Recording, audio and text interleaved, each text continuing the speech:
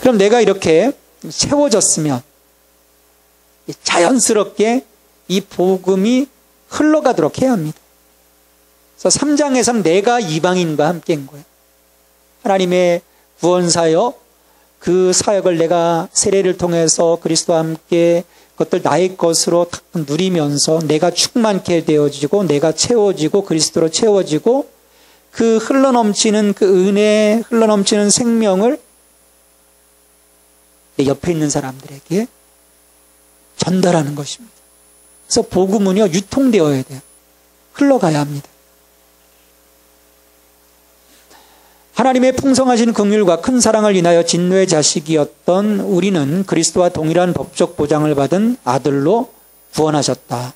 우리를 구원하신 목적은 그리스도께서 이루신 구속사의 전 과정에 참여케 하여 함께 죽고 함께 살고 함께 하늘에 안심받은 그리스도 안에서 동일한 권리를 가지고 그리스도와 연합함으로 이제는 내가 사는 것이 아니라 그가 내 안에 사시도록 하기 위함이다. 자, 그렇다면 우리가 엄청난 축복을 경험한 우리는 무엇을 위해서 살아야 하는가? 그 부분을 우리가 생각해야 되겠죠. 이 복음의 은총을 누군가에게 전하고 그 능력을 나누는 일을 우리가 해야 한다는 것입니다. 이 하늘에 속한 신령한 복은 유통되어서 나를 통해서 주변으로 그리고 만물에게까지 흘러가야 되는 것이죠.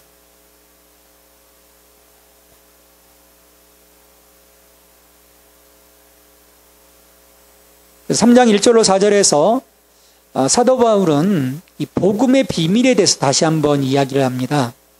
야, 너희들이 좀 이것을 좀 깨달아라. 복음의 비밀. 하나님으로부터 채워져서 그 충만케 되어짐이 또 이방인에게로 흘러가고 또 이방인에게서 또 만물에게 흘러가는 어떤 그 복음의 비밀, 그 생명이 흘러가야 됨을 너희들이 깨닫도록 지금 이야기하고 있는데 3장 1절로부터 4절까지 말씀을 보면요. 이러므로 그리스도 예수의 일로 너희 이방인을 위하여 갇힌 자 된 나 바울이 말하거니와 너희를 위하여 내게 주신 하나님의 그 은혜의 경륜을 너희가 들었을 터이라. 곧 계시로 내게 비밀을 알게 하신 것은 내가 먼저 간단히 기록함과 같으니 그것을 읽으면 내가 그리스도의 비밀을 깨달은 것을 너희가 알 수 있으리라. 그러니까 사도 바울이 먼저 이 복음의 비밀을 들었어요. 그러니까 이방인을 위해 주신 하나님의 은혜의 경륜, 그것을 계시로 알게 해주신 거예요. 그리고 그것을 기록을 합니다. 너희들이 이 서신을 읽으면 내가 그리스도의 비밀을 깨달은 것, 이 복음의 비밀을 갖고 있음을 너희가 알 것이다. 사도 바울이 이야기하는 것이죠. 근데 1절에 주목을 해보면요. 그리스도의 예수의 일로 너희 이방인을 위하여 갇힌 자 된 나 바울에 대해서 말합니다. 그리스도의 예수의 일로 갇힌 바울. 바울이 왜 갇혔을까요? 단순한 죄수로서 갇힌 것이 아니고요. 이 갇혔다고 하는 것은 이제 두 가지 측면을 말합니다. 그리스도에게 사로잡혀 그리스도의 뜻을 따르는 삶과 이방인들을 위한 복음 전파 때문에 감옥에 갇힌 것을 말해요. 그리스도로 인해서 갇힌 바울. 그리스도의 예수의 일, 내 일이 아니라는 거예요. 그리스도의 일. 생명을 살리는 일입니다. 그리스도께서 나를 위해서 죽으셨던 것, 나를 살리셨던 것, 그 복음의 은총을 내가 마음속에 품고 그것들을 증거하기 위해서 사도 바울이 갇힌 거죠. 그래서 로마까지 가서 결국은 그 감옥에서도 복음을 증거합니다. 로마 병정들에게 복음을 증거하고 그 로마의 근위비대원들이 그 사도 바울의 복음 증거를 통해서 많이 믿게 되었을 거예요. 하루 종일 옆에 붙어 있는데 사도 바울이 그냥 돕겠습니까? 밥인데. 아침에 와서 저녁에 갈 때까지 계속 복음에 대해서 얘기하다 보니까 그 복음을 듣고 이 근위대원들이 복음을 듣게 되었을 거예요. 너희 이방인을 위하여 사역의 방향을 말합니다. 사도 바울은 어떤 그 하나님의 구속사의 흐름을 정확히 알았어요. 예루살렘 교회가 한 번에 베드로를 통해서 3,000명씩 믿고 놀라운 일들이 일어났었는데 그 예루살렘 교회가 초토화된 이유가 뭘까요? 하나님이 촛대를 옮기신 이유가 뭘까요? 하나님은 이 교회를 세우시고 이것을 통해서 복음이 흘러 이방인에게까지 만물에게까지 나아가기를 하나님은 계획하셨는데 유대인들은 다 가로막은 자기들끼리. 그래서 이 유대인들이 나가서 복음 증거할 때도 보면 디아스포라 유대인들, 이방인들이 아닌 거예요. 시대적인 흐름을 우리가 볼 수 있어야 되는데 사도 바울은 분명한 하나님의 흐름을 알고 있었던 거죠. 너희 이방인을 위하여 갇힌 자 됐나 바울은 복음을 위해서 희생을 하고 자유가 없는 제한받는 삶을 살기로 작정을 한 것이죠. 참 중요한 부분입니다. 나는 무엇에 사로잡혀 살아가는가? 이 사람들이요, 우선순위를 따라 자기 나름대로의 어떤 그 사로잡힌 제한들이 있습니다. 그 카테고리를 못 벗어나요. 그게 어떤 물질이든 건강이든 자신의 가치를 따라 다양할 수 있는데 한번 잡혀버리면 거기서 못 벗어나는 경향들을 갖고 있습니다. 근데 바울은 그런 그 세상적인 것, 자기중심적인 것이 아니라 자신의 생명이신 그리스도 때문에 사로잡혀 산다고 고백을 합니다. 그리스도가 이 바울의 어떤 삶의 제안이고 삶을 결정하는 중요한 열쇠가 되었다는 것. 분명한 어떤 자신의 나가야 할 방향이 잡혀 있는 것이죠. 그러니까 우리가 신앙생활하면서 하나님과 교제하면서 예수 그리스도와 교제하면서 이러한 나의 삶의 우선순위, 내가 어느 것을 바라보고 살아가야 되는가, 어디에 사로잡혀 살아가야 되는가가 분명하게 설정될 때 우리의 믿음이 목표를 잃지 않습니다. 가야 할 것들을 분명하게 내가 행할 수 있게 되죠.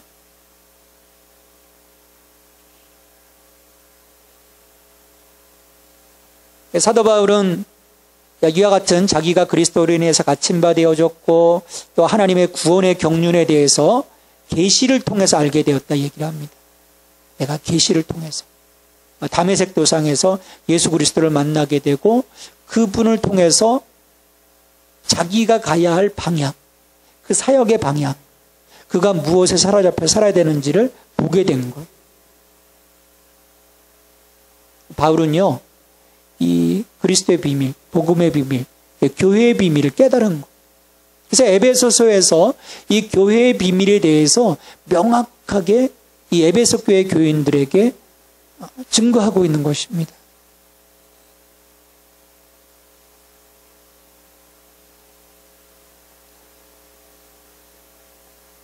그래서 5절, 6절에서 이제 교회의 비밀에 대해서 말씀을 하는데요. 이제 그의 거룩한 사도들과 선지자들에게 성령으로 나타내신 것 같이 다른 세대에서는 사람의 아들들에게 알리지 아니하셨으니 이는 이방인들이 복음으로 말미암아 그리스도 예수 안에서 함께 상속자가 되고 함께 지체가 되고 함께 약속에 참여하는 자가 됨이라.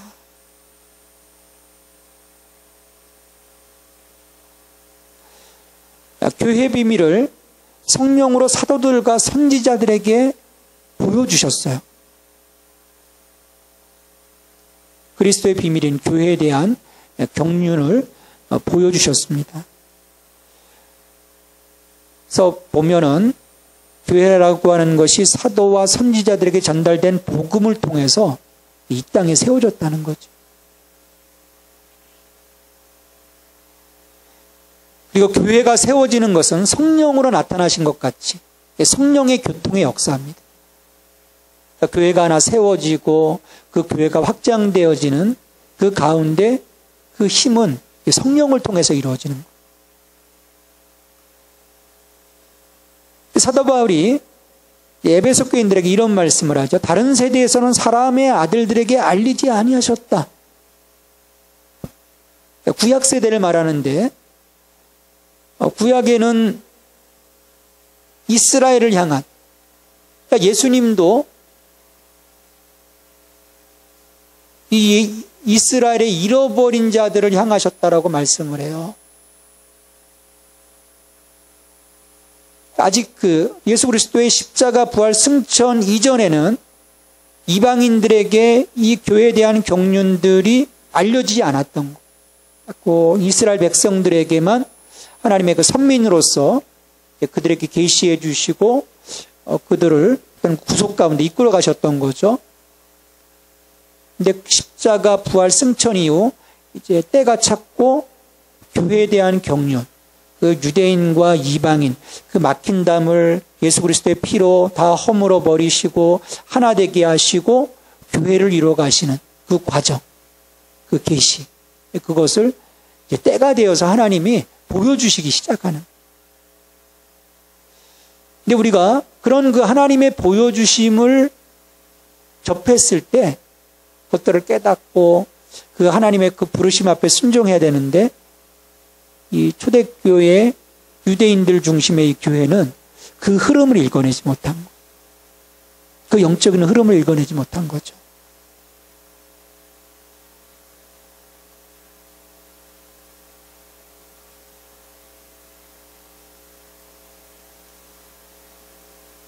삼위일체 하나님의 은혜로 세워지는 교회. 이 교회는 삼위일체 하나님의 은혜로 세워지게 됩니다. 2절에서 하나님의 은혜의 경륜, 하나님의 섭리를 통해서 교회가 세워질 것을 보여주셨고, 3절에서는 예수 그리스도가 우리에게로 전달되고 유통되어 우리가 그리스도의 몸이 되는 비밀을 말씀을 해주셨고, 5절에서는 성령을 통해서 이제 하나님의 은혜가 흘러서 이 땅 가운데서 한 사람 한 사람이 그리스도를 통해서 엮어지고 그것을 통해서 교회가 세워지고 교회가 하나님의 나라를 이루어가게 되는 것입니다.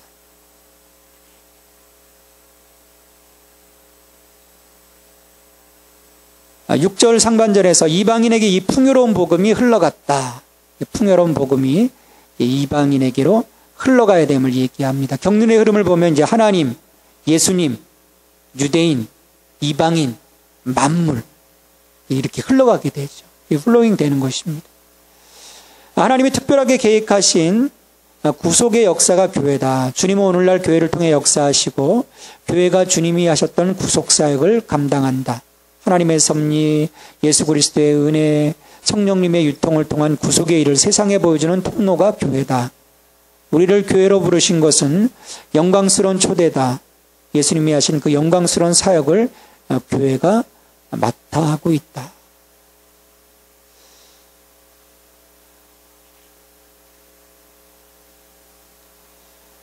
함께 상속자가 되고 함께 지체가 되고 함께 약속에 참여하는 복음. 누구와 함께 한다는 것인가? 이방인이 유대인과 함께 참여한다는 의미입니다. 함께 우사가 되고 함께 기업을 누릴 자가 되는 것이죠. 또 함께 지체가 되고 함께 몸, 교회가 됨을 뜻합니다. 이것은 이방인도 유대인과 함께 예수 그리스도를 믿음으로 말미암아 하나님의 교회의 지체가 됨을 가리키는 것입니다. 함께 약속에 참여하는 자란 말은 이방인들도 믿음으로써 아브라함에게 주신 하나님의 구원의 언약에 참여하게 됨을 뜻하는 것이죠. 우리도 이방인입니다. 사실 복음 바깥에 있었어요. 이 하나님의 구원의 경륜에 떨어져 있었습니다. 근데 이 에베소서를 통해서 우리도 예수 그리스도와 함께 죽고 그리스도와 함께 살고 그리스도와 함께 죽음을 통해서 이제 유대인들처럼 함께 상속자가 되고 함께 지체가 되고 함께 약속에 참여할 수 있다는 거예요. 복음의 문을 열어놓으신 거죠. 이것을 우리가 깨닫고 이 복음 가운데로 들어가서 또 우리가 해야 될 일은 단절되어져 있는 다른 사람들에게 함께 상속자가 되고 함께 지체가 되고 함께 약속에 참여할 수 있도록 이 복음을 증거해야 된다는 것입니다. 구원의 언약에 참여할 수 있도록 우리가 초청해야 된다는 것이죠. 그래서 바울은 이 복음의 일꾼이 되었다. 난 이 복음을 위해서 난 목숨 걸었다. 내가 하나님을 통해서 예수 그리스도를 통해서 내 삶에 채워진 이 복음, 내게 계시해 주신 이 복음, 이것을 나는 이방인들에게 증거하기 위해서 난 택함 받았고 나는 이 일을 한다. 자신에 대한 분명한 어떤 사역의 어떤 흐름을 에베소 교회 교인들에게 이야기를 합니다. 이 복음을 위하여 그의 능력이 역사하시는 대로 내게 주신 하나님의 은혜의 선물을 따라 내가 일꾼이 되었노라. 모든 성도 중에 지극히 작은 자보다 더 작은 나에게 이 은혜를 주신 것은 측량할 수 없는 그리스도의 풍성함을 이방인에게 전하게 하시고 영원부터 만물을 창조하신 하나님 속에 감추었던 비밀의 경륜이 어떠한 것을 드러내게 하려 하심이라. 이 복음을 위해서 그의 능력이 역사하신 대로 내게 주신 하나님의 은혜의 선물을 따라 내가 일꾼이 되었다. 하나님의 은혜의 선물. 여러분, 이 하나님의 은혜의 선물이 뭘까요?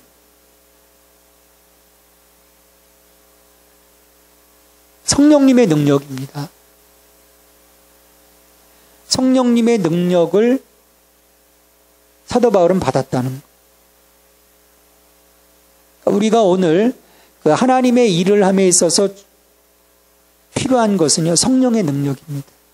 성령님께서 우리에게 선물을 주셔서 그 선물로 일하게 하시는 것. 복음을 위해서. 함께하는 복음. 이 교통의 복음을 위해서 성령님께서 능력을 주시고 또 그 능력의 역사하시는 대로 성령이 나를 이끌어 가시는 대로 어제 현정자매가 하나님의 음성을 어떻게 듣습니까? 어떻게 확인할 수 있습니까? 이 작용을 하시는 분이 성령님이신 거예요. 근데 성령님의 역사하심을 보면 흐름이 있습니다. 그냥 어떻게 생뚱맞게 나오는 것이 아니고 전체 흐름이 있어요. 성령님의 흐름은 뭐냐면 생명을 살리는 쪽인 거예요. 뭔가 살아나야 하고 뭔가 열매가 있어야 되는. 성령의 흐름이 아닌 그 어둠의 흐름은 죽이는 일이거든요. 죽이고 파괴하고 상처 주고. 우리가 성령님의 어떤 흐름에 맡긴다고 하는 것은 그런 흐름들을 보게 되는 거예요. 그건 정말 그 성령의 역사하심이구나. 말씀을 주셨을 때, 이거 성령께서 감동케 하신 거구나. 그런 부분들이 내가 이제 보여주기 시작을 하게 됩니다. 그러니까 이제 그 성령님께 무릎 꿇고 순종하며, 좀 나를 좀 내려놓고, 내 욕심, 내 생각, 내 계획을 내려놓고, 성령님께 귀를 기울이며, 성령님의 어떤 흐름이 내게 다가오는 거죠. 그래서 사도 바울은 그런 그 성령님께 맡긴 것입니다. 그래서 그 은혜에 따라 내가 일꾼이 되었다. 성령의 은사를 따라 일꾼이 되었다는 거죠. 그리고 측량할 수 없는 그리스도의 이 풍성을 이방인에게 유통하는 자가 되었다는 것입니다. 하나님의 은혜와 사랑, 영광은 평생을 다해도 이룰 수 없는 측량 못할 풍성함이다. 우리는 이 풍성한 은혜와 사랑 가운데 날마다 기쁨으로 나아가 그 영광 가운데로 자라가는 자로 부름받았다. 그러므로 측량 못할 그리스도의 풍성을 이방인들에게 전달하는 자로 살아야 한다. 풍성함을 이방인에게 전하여 한 몸이 되고 풍성함을 함께 누리도록 해야 한다. 이게 오늘 우리들의 사명이라는 것입니다. 네 번째, 교회를 통한 하나님의 경륜의 성취. 에베소서 3장 10절로 13절 말씀 우리 같이 읽습니다. 이는 이제 교회로 말미암아 하늘에서 있는 통치자들과 권세들에게 하나님의 각종 지혜를 알게 하려 하심이니 곧 영원부터 우리 주 그리스도 예수 안에서 예정하신 뜻대로 하신 것이라. 우리가 그 안에서 그를 믿음으로 말미암아 담대함과 확신을 가지고 하나님께 나아감을 얻느니라. 그러므로 너에게 구하노니 너희를 위한 나의 여러 환난에 대하여 낙심하지 말라. 이는 너희의 영광이니라. 교회가 그리스도의 비밀이라는 것입니다. 그리스도의 생명을 받아서 이방인에게 전달하여 함께 성전으로 지어감으로 한 몸이 되는 유기체가 바로 교회예요.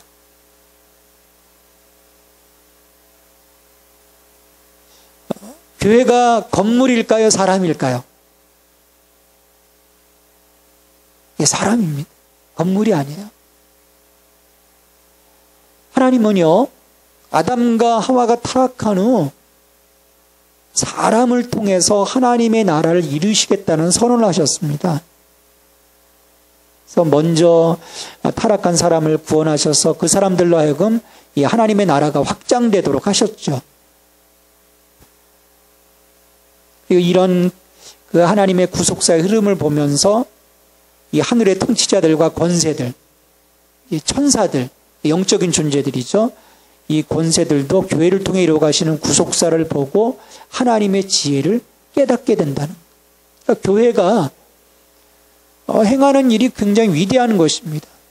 복음이 이 땅 가운데 흘러감과 함께 하늘에 있는 통치자들과 권세들에게 이 구속사의 흐름, 하나님의 지혜를 선포하는 것.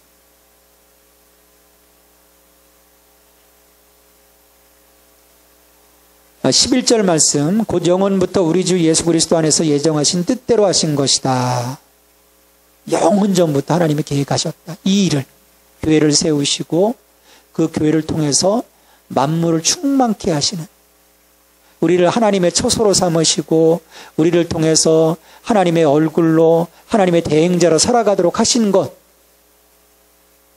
나를 보시고 야 제가 될까 말까 그 자격을 측정하시면서 한 것이 아니라 이미 오래전, 만세전에 그 모든 것들을 계획하셨다는 것.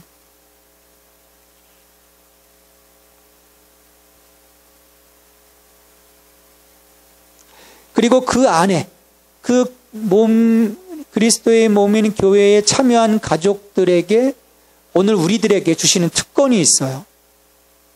12절 말씀입니다. 같이 읽습니다.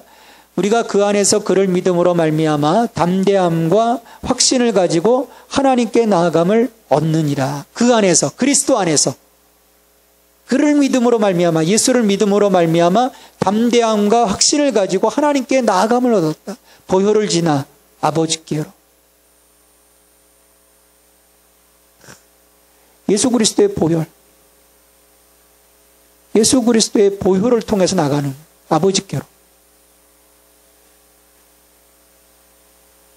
담대함은 속죄를 받은 성도가 재벌에 대한 공포의 위협을 받지 않고 하나님의 보좌 앞에 나아갈 수 있게 된 경건한 담력을 가리킨다. 우리가 죄인이라면 하나님 앞에 나갈 수 없지만 예수님 때문에 그리스도의 몸된 이 교회 안에 그리스도의 구속함으로 거한다고 하는 그 은혜 때문에 내가 하나님 앞에 나아가 하나님께 기도할 수 있고 하나님 찬송할 수 있고 하나님을 예배할 수 있고 하나님의 은혜를 내가 누리게 되는 것이죠.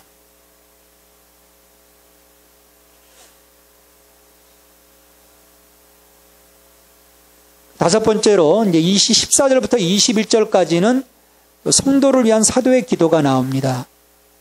1장에서도 사도의 기도가 있었어요. 1장 지혜와 계시의 영을 주사 들로 하여금 하나님의 구원의 계획을 밝히 볼 수 있도록 해 주십시오. 눈이 열리도록 갈망하는 그런 기도였다면 이 3장의 기도는 성도들이 성령 안에서 주시는 성전으로서의 하나님의 충만한 것들을 체험하고 누리기를 갈망하는 사도의 시도입니다. 좀 실제적인 거죠. 왜냐하면 성도는 하나님께서 그 안에 그분의 거처를 세우는 일에 동의하고 협력해야 하기 때문입니다.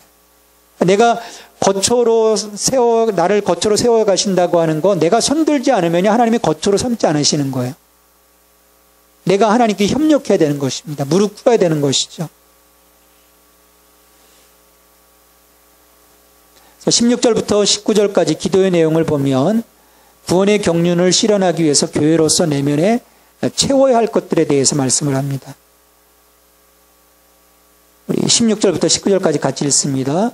그의 영광의 풍성함을 따라 그의 성령으로 말미암아 너희 속사람을 능력으로 강건하게 하시오며 믿음으로 말미암아 그리스도께서 너희 마음에 계시게 하시옵고 너희가 사랑 가운데서 뿌리가 박히고 토가 굳어져서 능히 모든 성도와 함께 지식에 넘치는 그리스도의 사랑을 알고 그 너비와 길이와 높이와 깊이가 어떠함을 깨달아 하나님의 모든 충만하신 것으로 너희에게 충만하게 하시기를 구하노라. 교회가 측량할 수 없는 그리스도의 이 풍성함을 전하기 위해서는 우리가 그리스도의 충만하신 만큼 자라가야 함을 기도하는 것. 왜냐하면 우리가 구속받았지만 아직 온전하지 않거든. 자라가야 되는 것. 풍성해야 나를 통해서 이 그리스도의 풍성함이 흘러갈 수 있는 것이죠. 내가 빈약하면 어떻게 흘러갈 수 있겠습니까? 아이를 키우는 엄마가 풍성하게 먹지 못하면 아이에게 줄 수가 없거든요. 똑같은 이치입니다.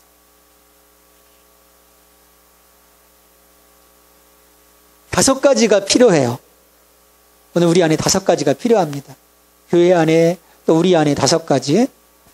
첫 번째가 교통하시는 성령님의 내적 역사입니다.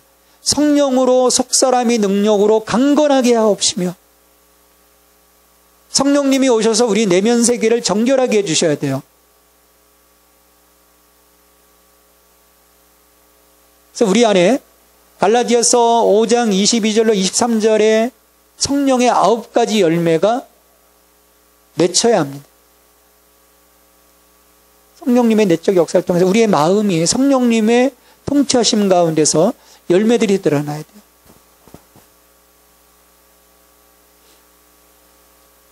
성령의 9가지 열매, 5장 22절로 23절 말씀. 오직 성령의 열매는 사랑과 희락과 평과 오래 참음과 자비와 양선과 충성과 온유와 절제니 이 같은 것을 금지할 법이 없느니라. 성령님의 내적 역사가 우리 가운데 있어야 합니다.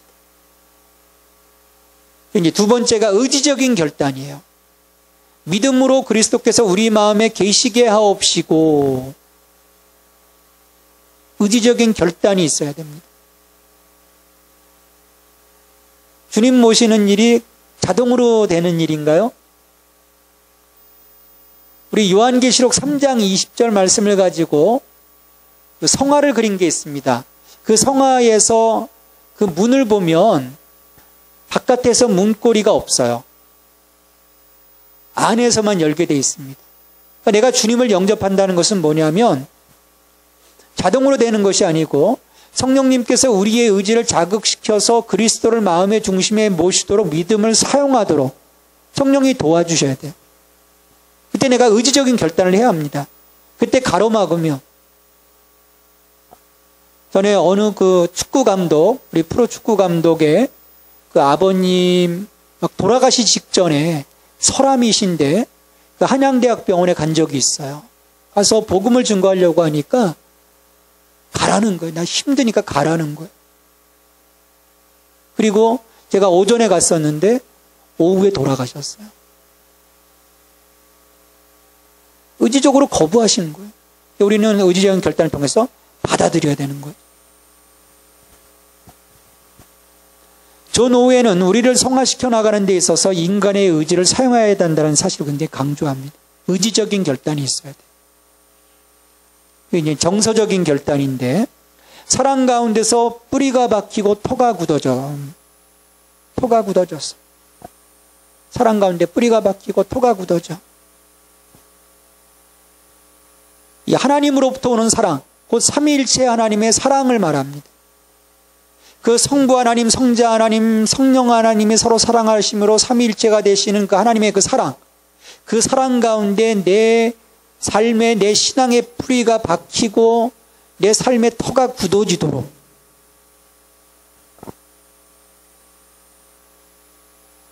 이 사랑 가운데서 우리가 자라가도록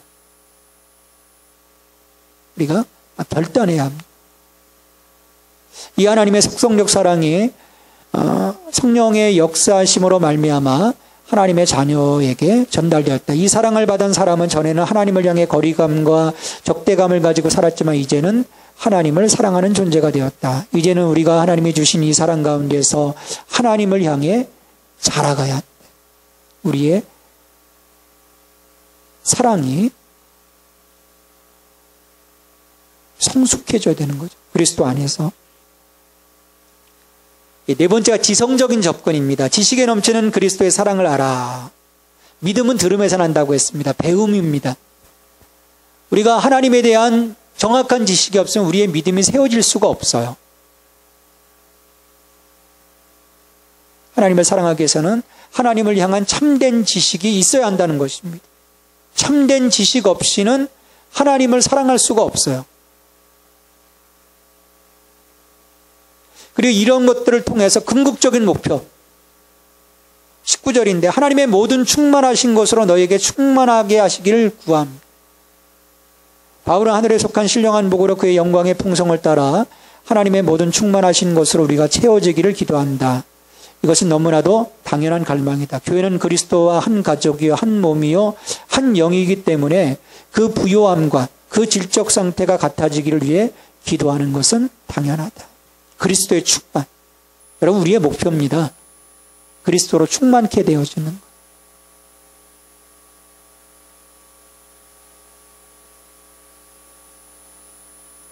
하나님은 우리의 그 믿음의 삶이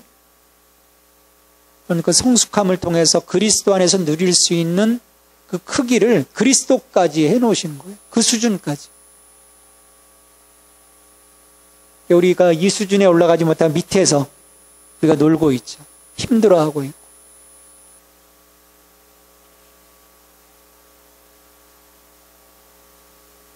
그리고 이와 같은 그 기도에 대해서 하나님이 들어주실 거다. 보장해 주신다. 말씀을 하죠. 우리 가운데서 역사하시는 능력대로 우리가 구하거나 생각하는 모든 것에 더 넘치도록 능히 하실 이에게 교회 안에서와 그리스도 예수 안에서 영광이 대대로 영원 무궁하기를 원하노라. 아멘.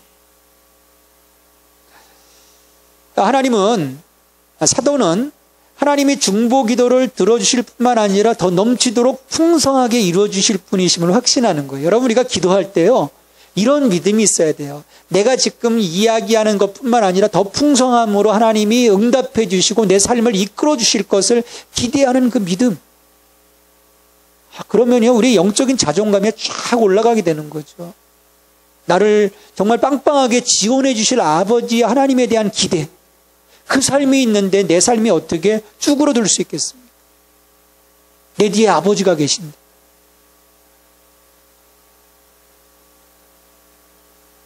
하나님의 목적이 우리 그리스도 안에서 반드시 성취됩니다.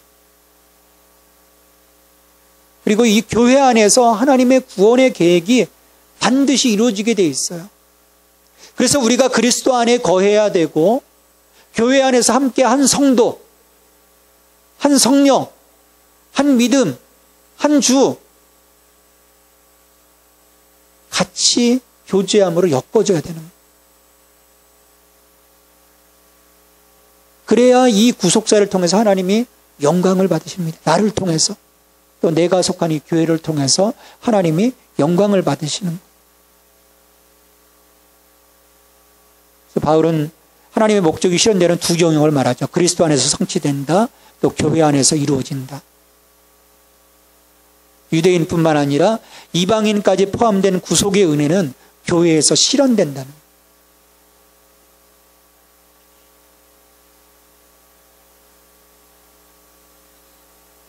자, 3장을 정리합니다. 삼일체 하나님의 구원, 은혜로 말미암아 그리스도와 함께 죽고 함께 살고 함께 하늘에 안집받은 존재들이 이제는 교회를 이루어 이방인들에게 자신들이 누리는 지극히 영광스러운 풍요로움을 전함으로 함께 지체가 되고 함께 상속자가 된다. 이것이 하나님의 나라를 이루어가는 교회의 비밀이다. 이를 위해 사도 바울은 교회가 부패성을 이기고 참된 교회로 성장하기 위해 하나님이 주신 사랑 가운데서 뿌리가 박히고 토가 굳어지기를 기도한다.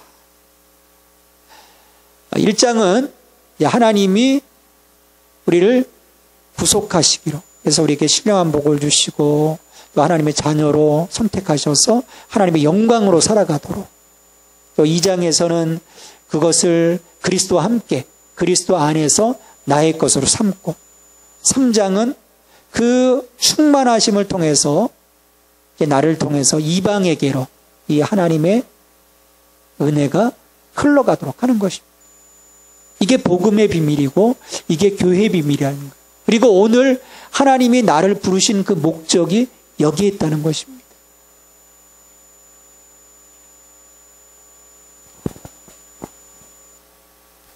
자, 이 과정을 통해서 1장, 2장, 3장의 과정을 통해서 이제 4장에서는 하나님이 이 교회, 하나님이 처소로 세우신 이 교회를 통해서 만물을 통일하시는 거예요. 만물을 통일한다고 하는 것은 다시금 그 창조 질서를 회복한다는 것이죠. 본래 하나님이 아름답게 창조하신 세상, 보시기에 심히 좋았더라고 말씀하신 그 세상, 새 하늘과 새 땅을 말씀하시는 거예요.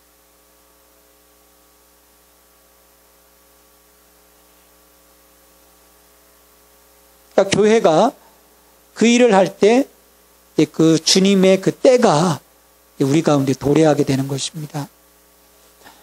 복음은 하나님에게서 그리스도께로, 그리스도에게서 바울에게로, 바울에게서 에베소 교회로 전달되었다. 에베소 교회는 자신들이 받은 모든 신령함과 풍성함을 이방인에게 전달하여 그 축복의 물줄기를 만물에게까지 이어가야 한다. 예수님이 왔다 가신 이유, 곧 성육신 하셔서 구원 역사를 이루시고 승천하신 이유는 만물을 충만하게 하여 만유를 통일하시려는 하나님의 경륜 때문이다. 교회는 만유를 구원하실 하나님의 경륜을 성취하기 위해 부름받았다. 그러므로 교회는 복음의 흐름이 막히지 않도록 하나님과 코드를 맞춰 하나가 되어야 한다. 만유가 통일되는 것은 교회의 몫이다. 예수님, 목자, 교회, 예수님, 목자, 교회, 나, 이방인, 만물, 이 순서로 올라가게 되는 거죠. 그래서 이 순서가 잘 흘러갈 수 있도록 우리가 마디와 힘줄의 역할을 잘 감당해야 합니다. 나로 인해서 이 흐름이 끊기지 않도록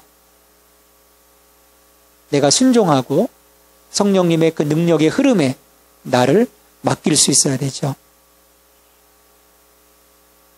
그러면 어떻게 이 흐름을 내가 막지 않고 이 부르심에 합당한 모습을 내가 세워갈 수 있을까?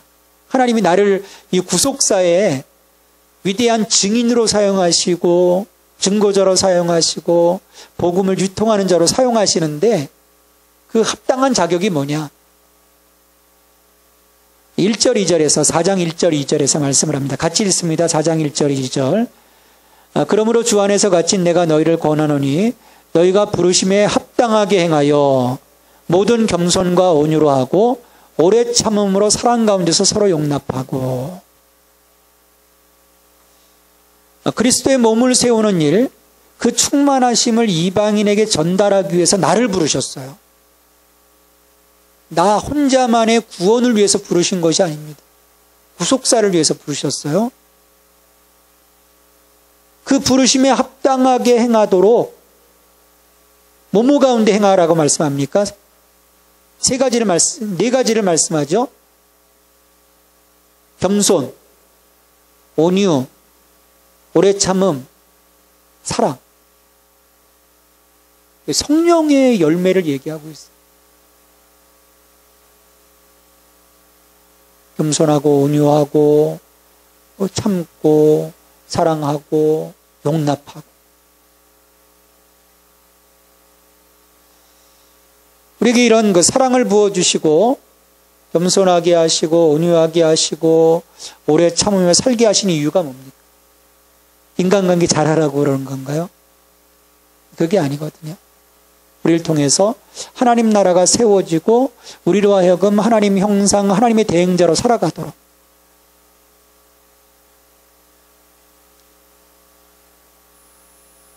여러분 스스로 어떻게 생각하십니까? 나는 정말 예수의 향기로 살고 있다. 난 예수의 편지로 살고 있다. 나를 통해서 예수님이 드러나고 있다.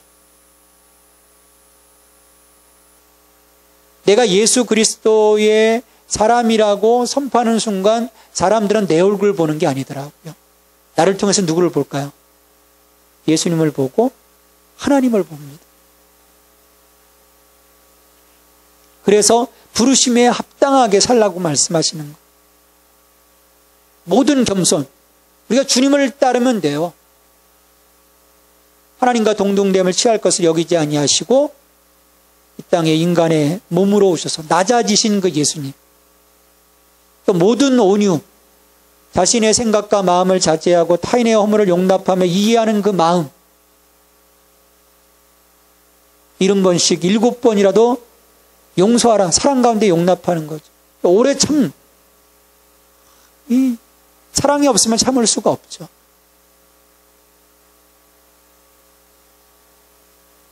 교회를 이루어가는 이 몸의 지체들에게 이러한 그 덕성들이 필요한 것은요, 이러한 성품들이야말로 사람들을 품고 한 몸으로 세워갈 수 있기 때문입니다. 교회가 온전히 세워지려고 하면 이런 모습들이 필요한 거예요. 내 이웃에게 복음을 증거하고. 근데 복음은 증거되는데 나의 그 모습이 복음을 가로막는 모습이라면 복음이 온전하게 증거가 안 되겠죠. 리젝트 할 겁니다. 야, 너 보면 못 믿겠다.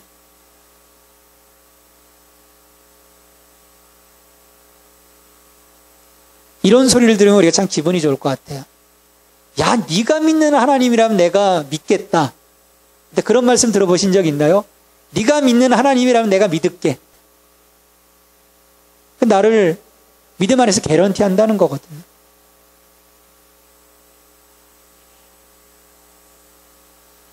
그리고 3절로 6절에서 성령이 하나 되게 하신 것을 힘써 지키라.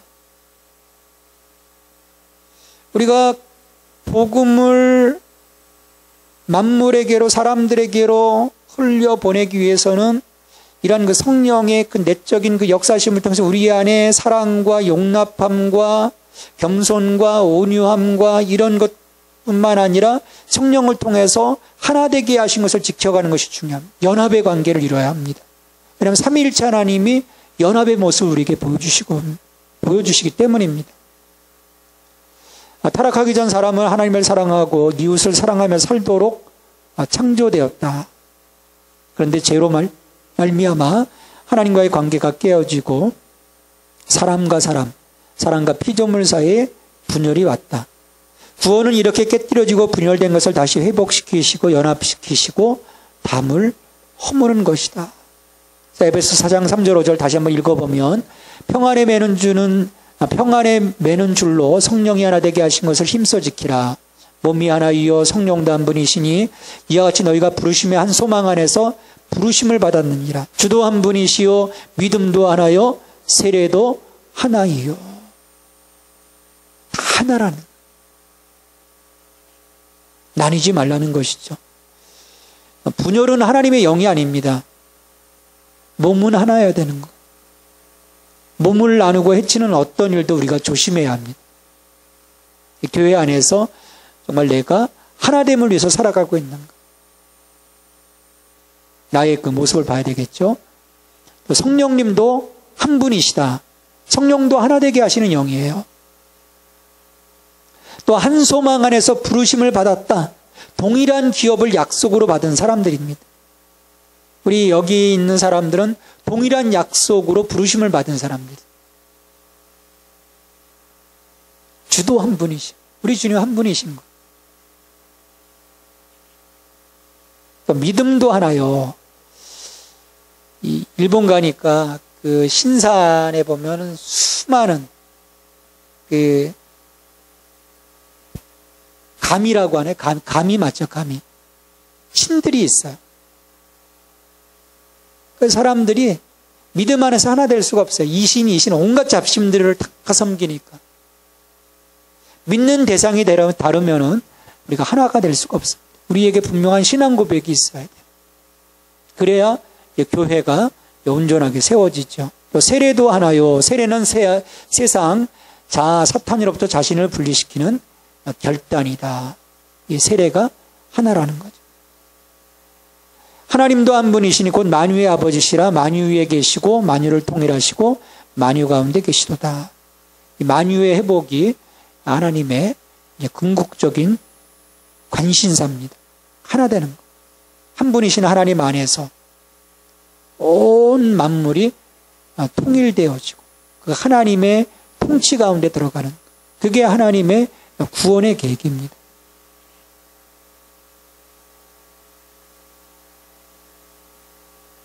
그래서 이 만물을 회복시키기 위한 그리스도의 구원 사역을 보면 이제 7절로부터 16절까지 교회를 세워가시는 어떤 그 예수님의 모습을 보게 되는데요. 7절로 10절까지는 만물을 충만케 하시는 하나님에 대해서 말씀을 합니다.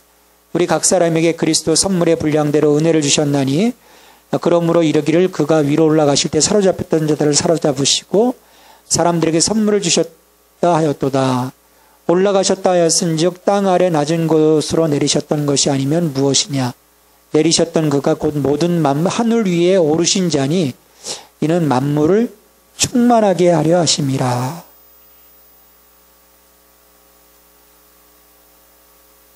교회를 통해서 만물을 충만케 하시려는 하나님께서 사탄에게 사로잡혔던 우리들, 그래서 죄와 사망의 권세 아래에 있었던 우리들을 건져내기 위해서 예수님을 이 땅 가운데 보내주신 거예요. 그리고 십자가, 부활, 승천의 사역을 통해서 우리를 회복시켜 주셨습니다. 이 회복의 목적은 이 구원받은 백성들로 하여금 교회가 세워지게 하고 만물을 충만케 하시기 위함이라는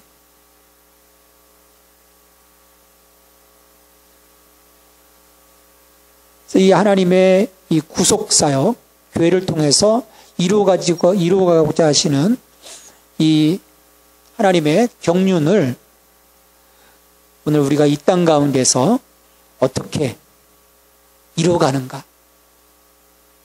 그냥 이루어가는 것이 아니라는 거예요. 교회 안에서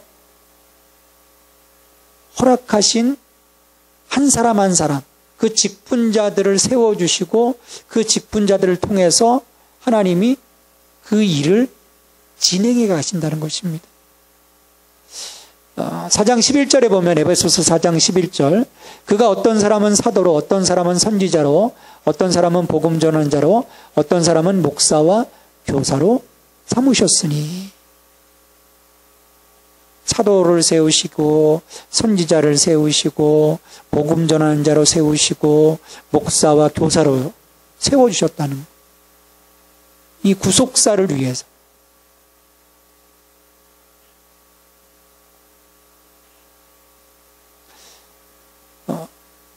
요즘 미국에서 또 신사도 운동 같은 것들이 일어나고 있어요. 목사, 교사, 장로 다 있는데 왜 사도와 선지자는 없냐? 그리고 이 말씀을 주신 목적이 그런 없는 직분 다시 회복하라 그런 말씀이 아니에요. 직분을 주신 그 목적이 무엇인가를 알려주시기 위해서 사도를 이야기하고 선지자를 이야기하고 목사를 얘기하고 교사를 얘기한 거거든요. 직분을 주신 게 목적이 뭐냐? 4장 12절입니다. 같이 읽습니다. 이는 성도를 온전하게 하며 봉사의 일을 하게 하며 그리스도의 몸을 세우려 하심이라. 성도를 온전케 하고 봉사의 일을 하게 하고 그리스도의 몸을 세우려 합니다. 우리를 온전케 하는 거예요. 하나님의 뜻 가운데 거할 수 있도록 또 성도를 온전케 하나님이 세워주시는 목적은 뭐냐면 섬기도록. 우리가 온전하지 못하면 섬길 수가 없더라고요. 내가 하나님 안에서 내 마음이 내 삶이 온전케 되어져야 해요. 그리고 그런 봉사를 통해서 이 교회가 세워집니다. 그리고 이렇게 세워진 교회가 만물까지 영향력을 딜리버리 할 수 있는 쓰임받게 되는 것입니다. 그리고 몸인 교회가 머리신 그리스도의 수련까지 성숙해 가야 한다. 13절로 16절에서 말씀하죠. 우리 같이 13절부터 16절까지 같이 읽겠습니다. 우리가 다 하나님의 아들을 믿는 것과 아는 일에 하나가 되어 온전한 사람을 이루어 그리스도의 장성한 분량에 충만한 데까지 이르리니 이는 우리가 이제부터 어린아이가 되지 아니하여 사람의 속임수와 간사한 유혹에 빠져 온갖 교훈의 풍조에 밀려 요동하지 않게 하려 함이라.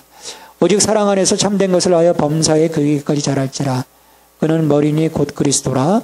그에게서 온몸이 각 마디를 통하여 도움을 받음으로 연결되고 결합되어 각 지체의 분량대로 역사하여 그 몸을 자라게 하며 사랑 안에서 스스로 세우느니라.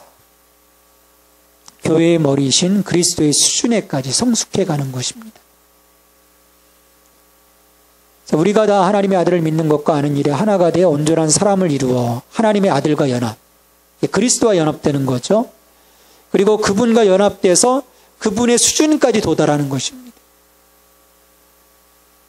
왜냐하면 내가 그리스도의 수준까지 이르러야 성숙한 사람이 되어야 세상의 유혹과 온갖 교훈의 풍조에 휘둘리지 않는 거예요. 그러니까 미숙하니까 늘 휘둘리는 것입니다.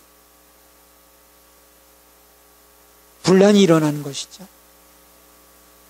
또 사랑 안에서 참된 것을 향해 행위가 바르도록. 그래서 우리의 도달해야 할 목표, 교회의 머리이신 예수 그리스도에까지 자라가는, 그래서 우리의 성장의 목표로 삼아야 돼요.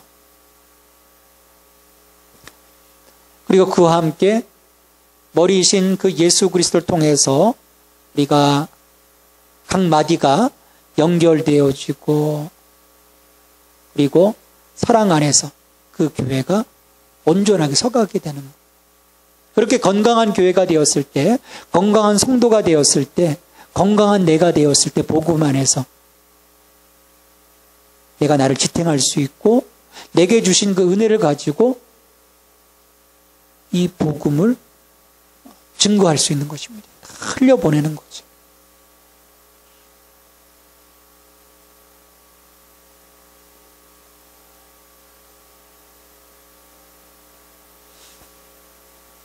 어, 17절부터 32절까지는 이 일을 이룰 변화된 사람에 대해서 말씀을 합니다.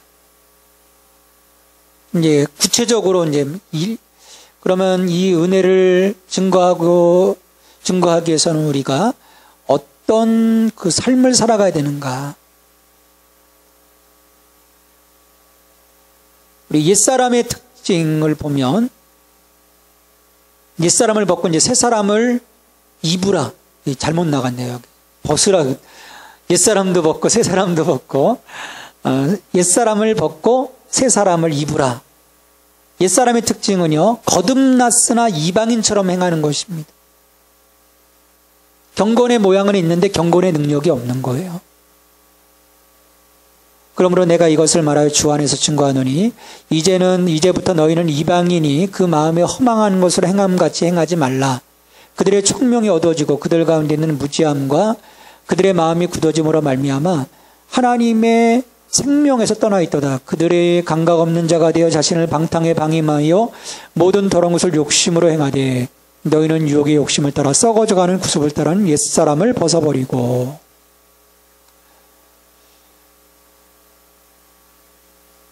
이방인의 어떤 그 모습들을 보면, 하나님 안에 거하지 못하는 자들의 모습을 보면 마음이 허망한 것들, 허탄한 것들, 세상의 것들, 썩어질 것들을 보게 되는 거죠. 왜? 영적으로 총명이 어두워지고 무지하기 때문입니다. 그래서 결국 마음이 굳어지고 하나님의 생명에서 떠나게 돼요. 옛사람의 모든 특징은요, 모든 마음과 연결됩니다. 우리의 틈이 어디서 생기냐면요, 마음에서 생기는 거예요. 틈을 마귀에게 주지 말라고 했습니다. 마음에 틈이 생기면 그 사탄으로 인해서 마음이 허망해지고 어두워지고 굳어지고 유혹을 쫓아 살아가게 되거든요. 그래서 이 마음은 우리가 이 제약된 생각, 사탄에 사로잡히게 되면 제약된 생각을 환영하게 되고, 사탄이 뿌리는 그 씨앗들이 순식간에 열매를 맺는 옥토가 되는 거예요. 거꾸로 옥토가 되는 거죠. 말씀이 뿌려져서 옥토가 돼야 되는데 죄된 생각들이 뿌려져서 그냥 막 100배, 60배, 30배 맺혀지게 만드는, 복음과 성령의 감동에 대해서는 아주 강팍한 마음이 되는 것이죠. 또 감각 없는 자 되어 자신을 방탕에 방인함. 양심에 화인 맞았다고 합니다. 화인 맞은, 감각이 없어지는 거예요. 뜨거운 걸 들어도 뜨거운 줄 모르는 거죠. 결국 모든 더러운 것을 욕심으로 행하게 되고 그 욕심을 따라 구습을 쫓아 행함으로 그의 인생이, 그의 영이 썩어져 가게 됩니다. 그래서 세례로 옛사람을 십자가에 못 박으라는 거예요. 옛사람과 그 행위를 벗어버리라는 것입니다. 그래야 우리가 하나님의 자녀로서 하나님의 그 구원의 경륜을 이루어갈 수 있다는 것이죠. 그래서 20절에서 24절에서는 새 사람의 특징에 대해서 말씀합니다. 옛사람에 대해서 얘기를 했고, 이제 새 사람은 뭐냐? 우리 20절, 24절 말씀 같이 읽겠습니다. 오직 너희는 그리스도를 그같이 배우지 아니하였느니라. 진리가 예수 안에 있는 것 같이 너희가 참으로 그에게서 듣고 또한 그 안에서 가르침을 받았을지인데, 너희는 유혹의 욕심을 따라 썩어져가는 구습을 따르는 옛사람을 벗어버리고 오직 너희의 심령이 새롭게 되어 하나님을 따라 의와 진리의 거룩함으로 지심을 받은 새 사람을 입으라. 그리스도를 배우라는 거예요. 듣고 가르침을 받으라는 것입니다. 여러분이 오늘 배우는 것은요, 그리스도를 배우는 거예요. 그분의 비밀을 배우는 것입니다. 이걸 통해서 우리의 믿음이 또 성장하게 되는 것이죠. 신앙이 배우지 않으면요, 이 말씀에 뿌리를 내리지 않으면, 사람들은 어떤 경험을 중시 여깁니다. 어떤 환상을 여기고. 그러면 그 믿음은 뿌리가 없는 거예요. 말씀에 뿌리가 내려져야 합니다. 누미노제라고 하는 어떤 신비한 형상은 터닝 포인트예요. 하나님이 저 인간이 안 움직이니까 강권적인 어떤 역사, 신비한 역사를 통해서 이 새로운 세계가 있구나, 터닝 포인트로 삼는 거지, 계속 그것만 찾아가다 보면은 그의 믿음은 성숙해지지 못합니다. 그래서 우리가 그리스도를 배워야 돼요. 말씀을 배워야 돼요. 그리고 옛사람을 벗어버리고 유혹의 욕심을 따르고 썩어져가는 구습을 다 벗어버리는 거예요. 그리고 내가 입어야 돼요. 그리스도로 입고.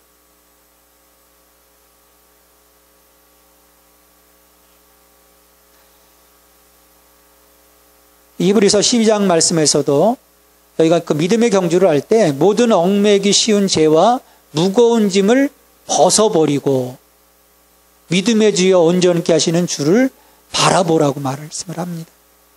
벗어버리는 것이 중요하죠. 그것을 통해서 우리의 마음을 새롭게 하는 것입니다. 심령이 새롭게 되는 거예요. 성령을 통해서 우리의 심령이 새롭게 되어지고 또 하나님을 따라서 새 사람을 입는, 하나님의 형상을 회복한 사람. 이 새 사람과 옛 사람의 차이는요, 마음에 있습니다. 이 마음 관리를 우리가 어떻게 하는가? 이 마음을 성령께 내어드려야 돼요.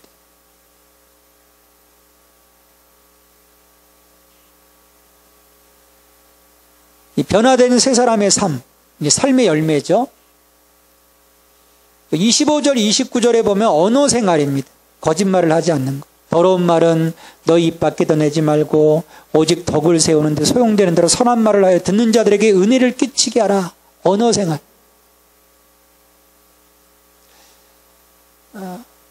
저희가 지금은 하고 있지 않지만 이 언어에 대한 훈련도 저희가 행하려고 합니다. 이 언어가 살아나지 않으면 우리의 믿음이 온전하게 자리 잡을 수 없어요. 아니, 말씀 잘 듣고 잘 이렇게 하다가 말 한마디로 그냥 다 관계를 망가뜨리게 됩니다. 또 26절에 보면 감정 조절, 분노하는 것, 모든 악독과 노함과 분냄과 떠드는 것과 비방하는 것을 모든 악의와 함께 버리라. 저도 늘 이 말씀 들을 때마다 회개합니다. 욱하는 성격. 다 버려야 되는, 싹 버려야 되는 것이죠. 또 28절에 보면 이 노동관, 어떤 물질에 대한 부분을 볼 수 있어요. 도둑질하는 자는 다시 도둑질하지 말고 돌이켜 가난한 자에게 구제할 수 있도록 자기 손으로 수고하고 선한 일을 하라. 열심히 일하고 선한 일을 하라는 거예요. 그래서 우리 개혁교회 프로테스탄트는 이 경제에 대해서 소명이라고 얘기합니다. 너의 그 직장의 그 자리가 소명이라는 거예요. 거기서 하나님의 선한 일을 위해서 열심을 다하라는 거예요. 새로운 어떤 노동관을 주는 거예요. 이웃간 32절 서로 친절하게 하며 불쌍히 여기며 서로 용서하기를 하나님이 그리스도 안에서 너희를 용서함 같이 하라. 하나님 사랑, 이웃 사랑이 실천되는 하나님의 스피릿이 우리의 삶 속에서 실현되는 삶인 것입니다. 그리고 27절에서는 마귀가 틈탈 기회를 주어서는 안 된다.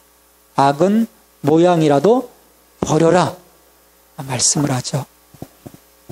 또 30절에서는 신령한 삶, 하나님의 성령을 근심하게 하지 마라.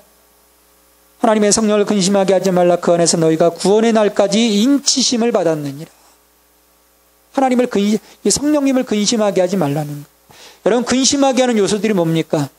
거짓, 분노, 마귀에게 틈을 주는 행위. 이런 행동들이 성령님을 근심하게 하는 거예요.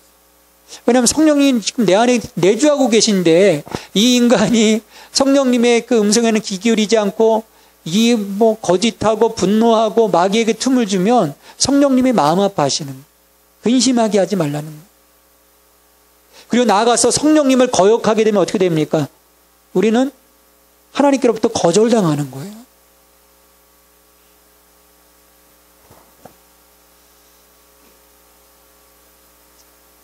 이제 마무리하고 이제 마치겠습니다. 1장 삼위 하나님의 구속사역, 나를 택하시고 나를 양자 삼아주시고 신령한 복을 주기로 작정하셨어요. 그것을 어떻게 누리는가? 2장에서 그리스도와 함께 그리스도 안에서 내가 죽고 그리스도 안에서 살고 그리스도 안에서 하늘에 안침파되어짐을 통해서 그 하나님의 구속의 은혜를 내가 누리게 되죠. 3장에서 그 받은 그 은혜, 넘치는 은혜를 나로부터 시작해서 이방인에게로 흘러보내는 거예요. 오늘 우리에게 이방인이 누굽니까? 이웃이죠. 예수 믿지 않는 자들에게 흘려보냅니다. 그리고 4장은 그 흘러가는 그 하나님의 그 복음의 유통이 나를 통해서 잘 흘러갈 수 있도록 성전으로서의 나의 삶을 어떻게 회복해 갈 것인가를 4장은 말씀을 해주죠. 자, 4장을 정리합니다. 예수님은 하늘과 땅이 통일되게 하시려는 하나님의 경륜을 위해 죽으시고 부활 승천하셨다. 그리스도의 은혜로 하나가 되고 성령이 하나 되게 하시니 이제 교회는 이방인들을 넘어 만물에게까지 하나님의 경륜인 구속의 물줄기를 흘려보내야 한다. 이 사명을 감당하기 위해서 하나님은 교회 안에 직분자들을 세우셨다. 온몸의 강마디가 되는 직분자들은 그리스도의 풍성함을 지체들에게 흘려보내어 그들을 온전케 하며 봉사일을 하게 하고 그리스도의 몸으로 세워가야 한다. 성도는 이러한 일들을 감당하기 위해서 복음의 유통을 막는 모든 더러운 것을 버리고 새 삶을 살아가야 한다. 겸손, 온유, 오래 참음, 사랑은 우리를 한 몸, 한 영, 한 소망, 한 주, 한 믿음, 한 세례, 한 하나님으로 묶는 중요한 덕목이다. 이 말씀 속에서 우리는 내가 누구인지를 분명히 볼 수 있어야 합니다. 그리스도 안에서 내가 누구인가? 나는 하나님의 아들이고 하나님께 영광으로 살아가는 자고 교회를 이루어가는 자고 약속을 가진 자이고 그리고 내가 받은 사랑을 세상 가운데로 흘려보내야 하는 하나님의 대행자고 하나님의 얼굴임을 우리가 늘 인지해야 될 것입니다. 그때 나를 통해서 하나님의 역사가 이루어지고 생명이 살아나고 또 그런 나를 하나님이 더욱더 기뻐하시는 하나님의 영광이 되는 삶을 살아가게 되는 것이죠. 오늘 이렇게 1장까지 2장까지 2장에서 4장까지 말씀을 나누었고요. 내일 5장 6장에서는 그럼 실제적인 이 삶의 이 세상 속에서 어떤 관계들을 이루면서 어떤 행동을 가지고 원칙을 가지고 살아가야 될 것인지를 살펴보면서 에베소서 전체를 마치도록 하겠습니다.